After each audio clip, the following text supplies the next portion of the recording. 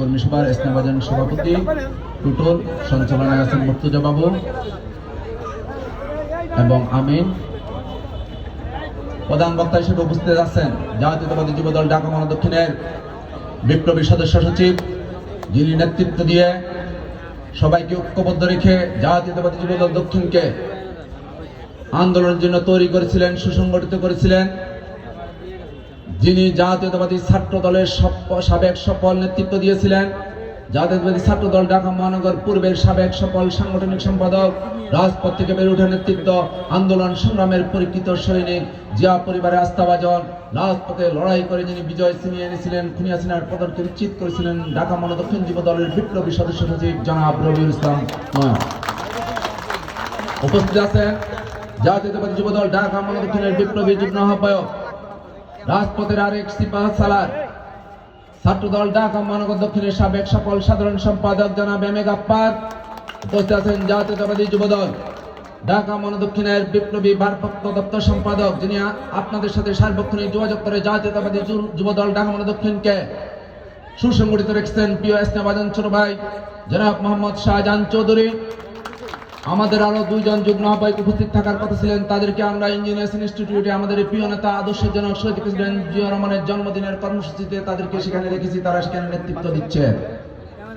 উপস্থিত আছেন জাতীয়তাবাদী যুবদল ডেমরা থানা যুবদলের, যারা যুবদল ডেমরা থানাকে নেতৃত্ব দিয়ে আন্দোলন সংগ্রামে আপনারা পরীক্ষিত সৈনিক হিসাবে যুবদল দক্ষিণের কাছে নিজেরা প্রশংসিত হয়েছেন এবং ইতিমধ্যে সবকটা কর্মসূচিকে সফলভাবে সমাপ্ত করতে যাচ্ছেন।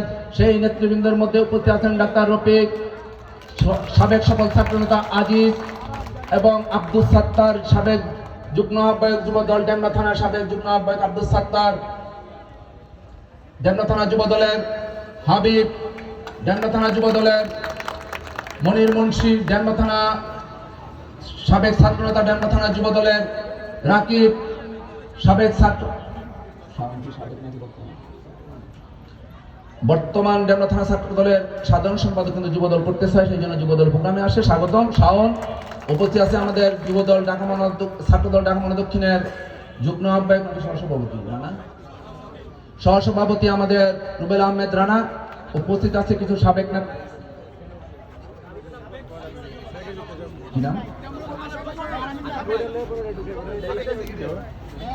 আমাদের বিএনপি নেতৃবৃন্দ উপস্থিত আছেন, যুবদলের সাবেক নেতৃবৃন্দ আমাদের হানিফ ভাই আছেন, ডেমরা থানা যুবদলের সাবেক নেতা, আমাদের প্রিয় নেতা জনপ্রিয় নেতা হানিফ ভাই, ৬৮ নং ওয়ার্ড যুবদলের সাংগঠনিক সম্পাদক দেলোয়ার, সাবেক সিনিয়র সহসভাপতি ডেমরা থানা ছাত্র দলের, এবং আমাদের মনির, বর্তমান ৬৮ নং ওয়ার্ড যুবদলের বিএনপি যুগ্ম সম্পাদক সহ যুবদল ঢাকা মহানগর দক্ষিণের সাবেক এবং বর্তমান নেতৃবৃন্দ, সবাইকে শহীদ প্রেসিডেন্ট জিয়া রহমানের আজকের 89তম জন্মদিনের আপনাদেরকে শুভেচ্ছা অভিনন্দন।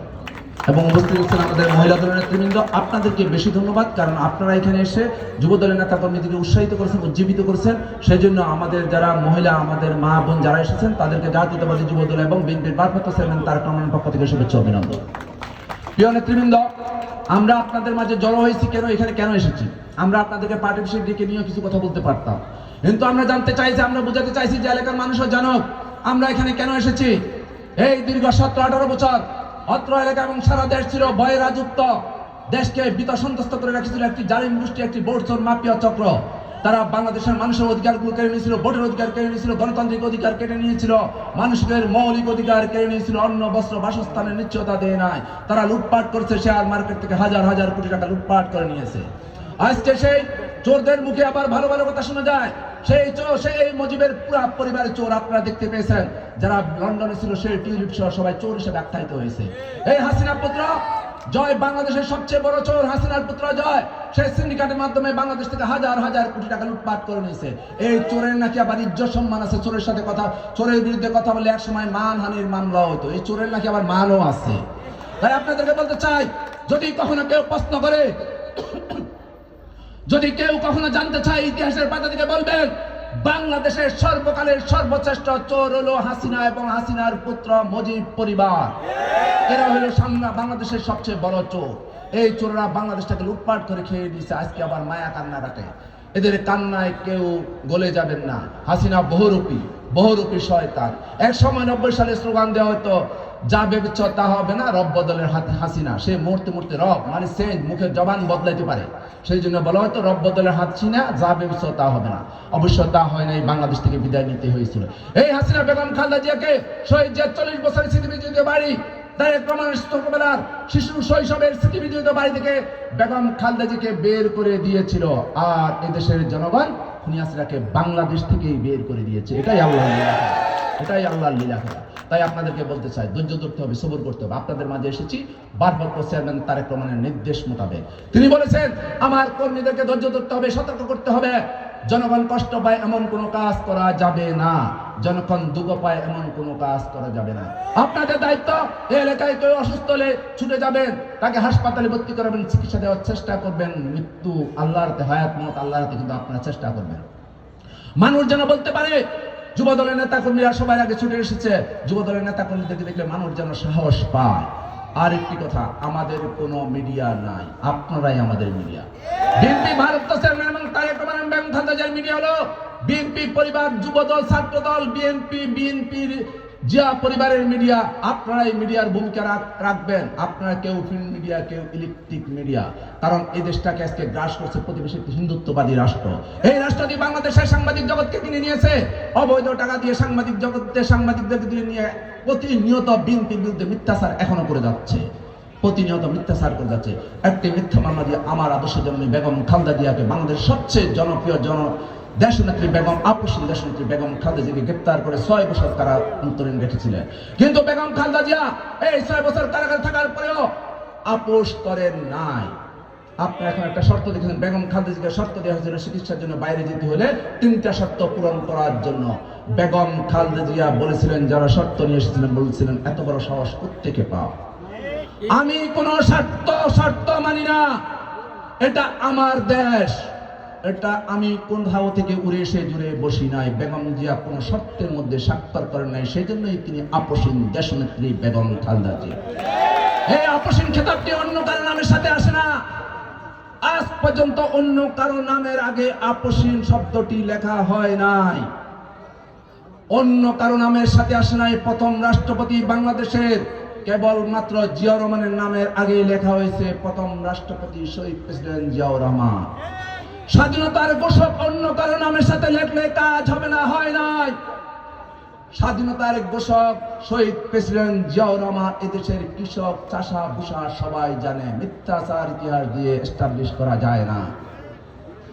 তাই আপনাদেরকে বলতে চাই, যারা ইতিহাসকে মিথ্যা দিয়ে ইতিহাস বলে রেখেছিল, তারা ইতিহাসের আস্থা করে নিক্ষিপ্ত হয়ে বাংলাদেশ থেকে চিরকালের জন্য বিদায় হয়ে গিয়েছেন। বেগম শহীদ প্রেসিডেন্ট জিয়াউর রহমানের বীর উত্তম খেতাব কেড়ে নিয়েছিলেন এই খুনি হাসিনা।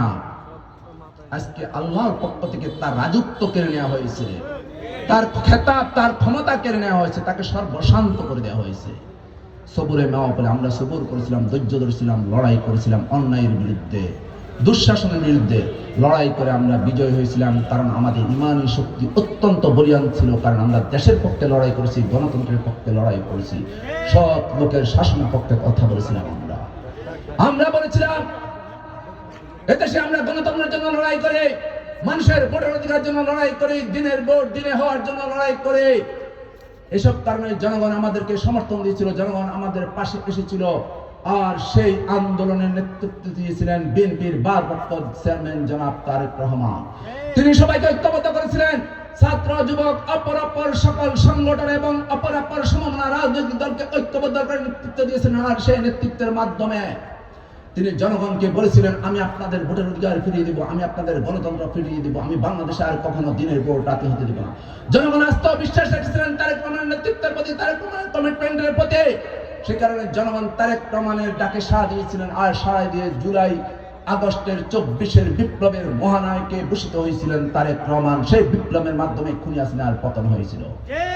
আজকে আমরা বলবো এই খুনি হাসিনার পতন হলো, খুনি হাসিনার কিছু প্রেতাত্মা বিভিন্ন জায়গায় ঘোরাফেরা করে, তাদের সাথে 71-এর পরাজিত শক্তি এবং বিভিন্ন মার্ক্সবাদী লেনিনবাদীরা তাদের সাথে এক হতে যাচ্ছে, কোনো কিছুতেই কাজ হবে না। আবার কিছু মুখোশধারী শয়তান তাদের সাথে এক হচ্ছে। আর যারা আমাদের আন্দোলন সংগ্রামের মাধ্যমে, আন্দোলন সংগ্রামের ফসল, আমরা খুনি হাসিনাকে বিতাড়িত করার পর রাষ্ট্রে একটি অন্তর্বর্তীকালীন সরকার প্রতিষ্ঠা হয়, সেটাই স্বাভাবিক। এই অন্তর্বর্তীকালীন সরকারের মধ্যে কিছু দুষ্ট লোক আছে, তারা কোথায় কোথায় সংস্কারের কথা বলে।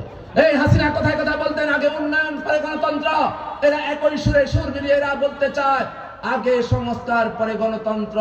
তাহলে বলবো তুমিও হাসিনার সুরে সুর মিলিয়ে কথা বলতেছো, হাসিনার সুরে সুর মিলিয়ে কথা বলে সেই সুর এবং গলাটাকে টেনে ছিঁড়ে ফেলা হবে, তাহলে ছেড়ে দেওয়া হবে। পরিণতি করুণ হবে, করুণ হবে পরিণতি। যে মহাপুরুষটির জন্ম না হলে বাংলাদেশ স্বাধীন হতো না, যে মহাপুরুষের জন্ম না হলে বাকশালের গর্ভ থেকে গণতন্ত্র ফিরে আসতো না, যে মহাপুরুষটির জন্ম না হলে যিনি সারা বাংলাদেশকে তলাবিহীন জুড়ি থেকে খাদ্যের স্বয়ং সম্পন্ন করতে পারতেন না, যে মহাপুরুষটির জন্ম না হলে বাংলাদেশ বিদেশে চাউল রপ্তানি করতে পারত না, আধুনিক বাংলাদেশের স্বপ্ন কেউ দেখতে পারতো না, আত্মমর্যাদাশীল জাতি গঠনের স্বপ্ন দেখতে পারতো না, সেই মহাপুরুষটির আজকে জন্মদিন। আমি বলবো আপনাদেরকে এই শহীদ প্রেসিডেন্ট জিয়া রহমানকে জানুন, বুঝুন। শহীদ জিয়া রহমান সম্বন্ধে আরো জানতে হবে, আপনাদেরকে বুঝতে হবে কেন এত জনপ্রিয়। আজকে যখন জিয়া রহমানের কথা, দানের শীষের কথা হলো, এই মাইকে শব্দ বিশ্বাস আশপাশ থেকে মুরব্বীরা, মা বোনরা সবাই ছুটে আসলো। কিন্তু এখানে যদি আজকে বোর্ড মাপিয়ারা মাইক বাজাতেন, কেউ আসতেন? কেউ আসতেন না। এত জনপ্রিয় কেন এই ব্যক্তিটি? মাত্র 3 বছর বাংলাদেশ শাসন করেছিলেন, 1978 থেকে 1971, 1981। কি এমন জাদু ছিল এই মহান পুরুষটির মধ্যে? তিনি 3 বছরের মধ্যে সারা বাংলাদেশের মানুষের হৃদয়ের মণিপুরায় স্থান করে নিলেন। এই খুনি হাসিনা জিয়া রহমানের নাম মুছে দেওয়ার জন্য ইতিহাস থেকে, বইয়ের পাতা থেকে স্বাধীনতার ঘোষক মুছে দিলেন, জিয়া রহমানের খেতাব কেড়ে নিলেন। কিন্তু হৃদয়ের মণিপুরা থেকে কি, বাংলাদেশের মানুষের হৃদয় থেকে কি জিয়া রহমানের নাম মুছতে পারছেন? পারেন না। আজকে যে শিশুটি জন্ম নিল সেই শিশুটি জিয়া বলে। রূপসা থেকে পাতরিয়া, টেকনাফ থেকে তেতুলিয়া, সবাই এক সুরে জিয়া জিয়া জিয়া বলে স্লোগান দেয়। এই মহাপুরুষটি সারা বাংলাদেশে ঘুরে বেড়েছিলেন, রূপসা থেকে পাতরিয়া, টেকনাফ থেকে তেতুলিয়া। পথে প্রান্তরে মানুষের সাথে হাত মিলিয়েছেন, কাঁধে কাঁধ মিলিয়েছেন, খাল খনন করেছেন, কারখানায় শ্রমিকের পরিচয় দিয়ে কারখানায় ছিলেন। মুক্তিযুদ্ধের সময় তিনি কৃষক সেবছেন। এটাই মানুষ গ্রহণ করেছিল জিয়া রহমানের আদর্শকে, জিয়া রহমানের সততাকে, জিয়া রহমানের ন্যায় নিষ্ঠাকে। তাই আপনাদেরকে বলতে চাই, শহীদ জিয়ার আদর্শের অনুপ্রাণিত আমরা যেমনি ভাবে জিয়া রহমানের বিএনপির পতাকা দলে এসেছি, তেমনি ভাবে বেগম খালেদা জিয়া 81 পরবর্তী সময় যখন বাংলাদেশ রাষ্ট্র ক্ষমতা দখল করলো, এই স্বৈরাচারী এরশাদ সরকার খুনি হাসিনার মাধ্যমে, খুনি হাসিনা যেদিন এরশাদ রাষ্ট্র দখল করলো, সেদিন খুনি হাসিনা বলছিল আই এম নট আনহ্যাপি। কথাটা কি? সে অখুশি হয় না একজন স্বৈর শাসক রাষ্ট্র ক্ষমতাতে আসাতে, কারণ সে চোররা মানুষ তো ভাই, পুষতো ভাই। এই চোর এক হয়েছিল, কিন্তু বেগম খালেদা জিয়া বাধ্য হয়ে গৃহবধূ থেকে বেরিয়ে এসে স্কুলের বারান্দায় নিষ্পাপ শিশুদেরকে রেখে রাজপথে নেমে এসেছিলেন, লড়াই করেছিলেন, সংগ্রাম করেছিলেন। আর লড়াই এবং সংগ্রামের মাধ্যমে 9 বছর অবিরাম লড়াইয়ের মাধ্যমে তিনি আপসীন নেত্রীর খেতাব পেয়েছেন এবং লড়াই করে স্বৈরাচার এরশাদের ধ্বংসস্তূপের উপর তিনি গণতন্ত্রের পতাকা উড়িয়েছিলেন। বাংলাদেশের প্রথম নারী প্রধানমন্ত্রী হয়েছিলেন বেগম খালেদা জিয়া এবং সংসদীয় গণতন্ত্র উপহার দিয়েছিলেন এদেশের মানুষকে। কিছুক্ষণ আগে বললাম, যে কথাটা বারবার বলতে চাই এই কারণে, প্রিয় সহযোদ্ধা পাশের ওয়ার্ডের সাইদকে হত্যা করেছে এই খুনি হাসিনার দোসরেরা, আমরা সেগুলো ভুলে যাব না। সাইদ হত্যার প্রতিশোধ নিতে হবে, প্রতিশোধ নেব। যারা হত্যাকাণ্ডের সাথে জড়িত তাদের প্রত্যেককে আইনের আওতায় এনে বিচার করা হবে। কারণ সাইদ গণতন্ত্রের জন্য লড়াই করেছিল, সাইদ ভোটের অধিকারের জন্য লড়াই করেছিল, সাইদ মানুষের মৌলিক অধিকার নিয়ে কথা বলেছিল। সাইদ কোন অন্যায়, সাইদ কোন দুঃশাসনের পক্ষে কথা বলে নাই, সাইদ ভোট চোরদের অংশীদার হয় নাই, সেজন্য সাইদকে হত্যা করা হয়েছিল। সাইদ লুটপাটে শরিক হয় নাই, সেজন্য সাইদকে হত্যা করা হয়েছিল। আমরা সাইদের সহযোদ্ধা বেঁচে আছি সাইদের হত্যার প্রতিশোধ নেওয়ার জন্য। এই খুনি হাসিনা এদেশে শত শত হাজার হাজার লক্ষ লক্ষ সহযোদ্ধাকে হত্যা করেছে, গুম করেছে, খুন করেছে, ক্রস ফায়ার দিয়েছে। আপনাদের আমাদের যৌবন থেকে সোনালী দিনগুলা কেড়ে নিয়েছে। আমরা কারাগারে অন্ধকার প্রকোষ্ঠে ছিলাম বছরকে বছর, সেই সব দিনের হিসাব দিতে হবে। এই হাসিনার কোনো অধিকার ছিল না। আমরা চুরি ডাকাতি করে কারাগারে যাই নাই, আমরা কেবলমাত্র গণতন্ত্রের কথা বলছি বিদায় আমাদেরকে গ্রেফতার করা হয়েছিল। আমরা রাতের ভোটের বিরুদ্ধে কথা বলছিলাম বিদায় আমাদেরকে গ্রেফতার করা হয়েছিল। আমরা পাড়া মহল্লায় চাঁদাবাজির বিরুদ্ধে কথা বলছিলাম বিদায় আমাদেরকে গ্রেফতার করা হয়েছিল, রিমান্ডের নামে অমানসিক নির্যাতন করা হয়েছিল, সেগুলো আমরা ভুলে যাব না। প্রত্যেকটা দিন ক্ষণের হিসাব নেওয়া হবে। এই এলাকায় যারা গুন্ডা পান্ডা ছিল কোথায় আজকে তারা?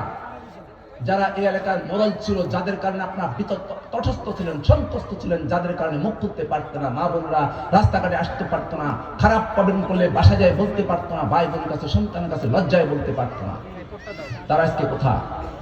তারা নিশ্চিহ্ন হয়ে গেছে।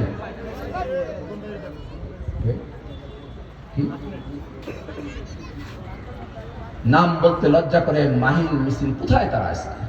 কোথায় এই গুন্ডা পান্ডারা? কোথায়? এদেশ শহীদ প্রেসিডেন্ট জিয়াউর রহমানের দেশ, এদেশ বেগম খালেদা জিয়ার দেশ, এদেশ তারেক রহমানের দেশ।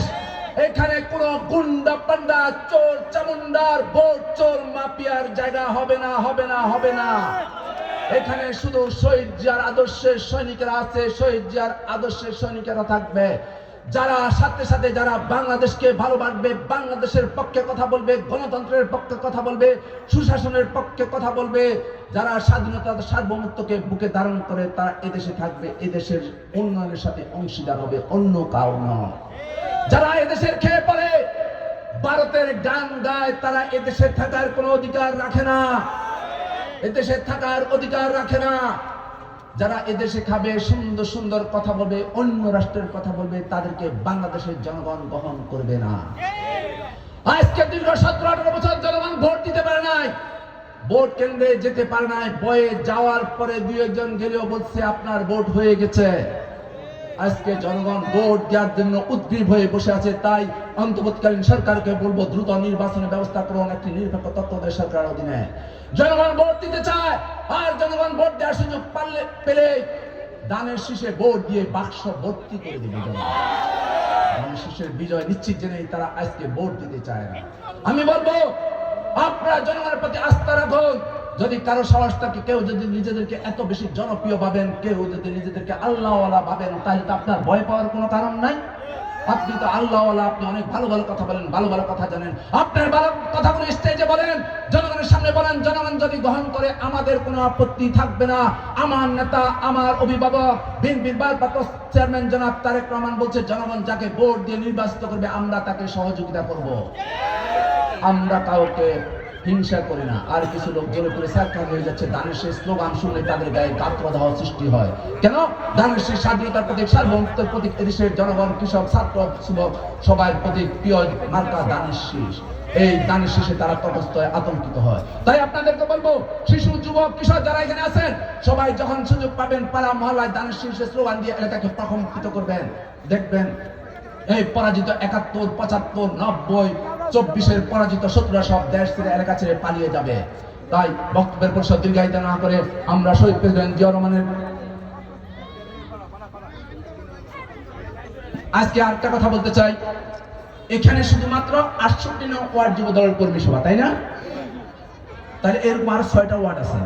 তাহলে একটা থানায় যদি আমরা কর্মী সভা করতাম, কতগুলো লোক হতো? 68 নং ওয়ার্ড যুব দলে আজকে শত শত নেতা কর্মী হয়েছে। গত বৃহস্পতিবার বিএনপির একজন ক্ষুদ্র নেতা কারাগার থেকে বেরিয়েছেন, লুৎফুজ্জামান বাবর। সেখানে 50,000 লোক হয়েছে। বিএনপির একজন কর্মীও যদি পাড়া মহল্লায় হেঁটে যায়, মানুষ লাইন ধরে, কেন?